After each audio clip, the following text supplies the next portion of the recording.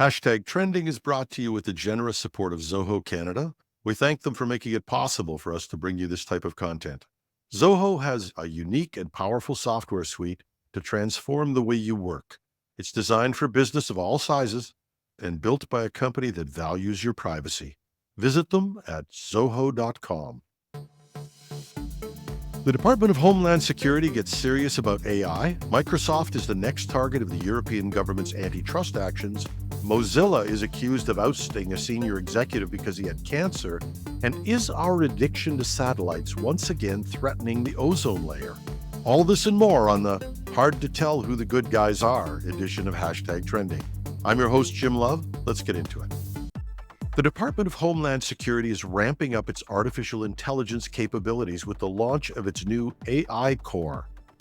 The DHS has hired the first 10 members of a 50-person team which aims to explore safe and responsible AI applications across the department's operations. Homeland Security Secretary Alejandro Mayorkas told Axios, "We need that expertise to really fuel our interest in leading the federal government in the safe and responsible deployment of AI to advance our mission." The new hires come from diverse backgrounds, including government agencies, tech giants, startups, and research institutions. They'll be tackling challenges like countering fentanyl trafficking, combating online child exploitation, and enhancing cybersecurity. Competition for these roles has been fierce, with over 3,000 applicants received for just 50 positions. To attract top talent, the DHS is utilizing flexible hiring practices that allow them to compete with the private sector.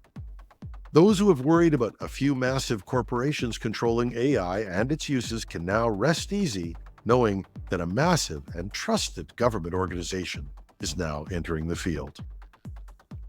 That was irony. Apple now has company as the European Union has escalated its antitrust scrutiny of Microsoft, accusing the tech giant of breaching competition rules by bundling its Teams communications platform with its popular Office suite. And this move could potentially lead to significant fines for that company. Despite Microsoft's preemptive unbundling of Teams from Microsoft 365 last year, EU regulators claim these changes were insufficient to address their concerns. The European Commission is particularly worried that Microsoft may have given Teams an unfair distribution advantage, limiting customer choice and potentially stifling innovation from competitors. Brad Smith, Microsoft's vice president, responded saying, "Having unbundled Teams and taken initial interoperability steps, we appreciate the additional clarity provided today." The company has expressed willingness to work on further solutions to address the EU's concerns. This investigation, sparked by a complaint from Salesforce-owned Slack, highlights the ongoing challenges tech giants face in balancing product integration with fair competition. As the probe continues, it could have far-reaching implications on how major tech companies bundle their services in the future. Mozilla, the company behind the Firefox browser, is facing a serious legal challenge from its own chief product officer, Steve Teixeira. In a lawsuit filed this month, Teixeira accuses Mozilla of disability discrimination and retaliation following his cancer diagnosis. According to the complaint, Teixeira was being groomed for the CEO position when he was diagnosed with ocular melanoma in October 2023. Upon returning from medical leave, he alleges that Mozilla executives attempted to demote or terminate him, citing concerns about his capabilities as a cancer patient. Teixeira claims he was given an ultimatum: accept a diminished role with reduced pay or leave the company. He argues this violates the Disability Discrimination Laws and Family and Medical Leave Act. There are also reports that Teixeira had been less than enthusiastic about a planned layoff at Mozilla in an area that is supposedly profitable.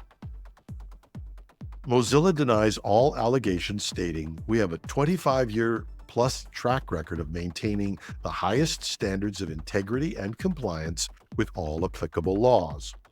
And as the legal battle unfolds, it could have significant implications for Mozilla, whose claim to fame is we're not those other guys, the big greedy corporations. Or at least we're a kinder, gentler version. And a new study from the University of Southern California raises concerns about the potential impact of satellites on the Earth's ozone layer.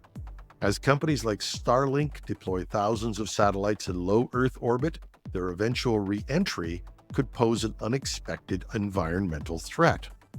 When these satellites burn up in the atmosphere, they release aluminum oxide particles. Researchers estimate that large satellite constellations could introduce over 360 metric tons of these compounds annually. These particles can linger in the atmosphere for decades and potentially accelerate ozone depletion. Lead researcher Robin Schofield explained, "We don't know what effect this will have. One likely outcome would be that the aluminum particles seed the growth of ice-containing particles." And this study comes at a critical time with plans for tens of thousands of new satellites by 2030. While the ozone layer has been recovering since the ban on chlorofluorocarbons, this new threat could complicate its regeneration. And that's our show for today. #Trending goes to air 5 days a week with a daily news show and a weekend interview show we call the Weekend Edition.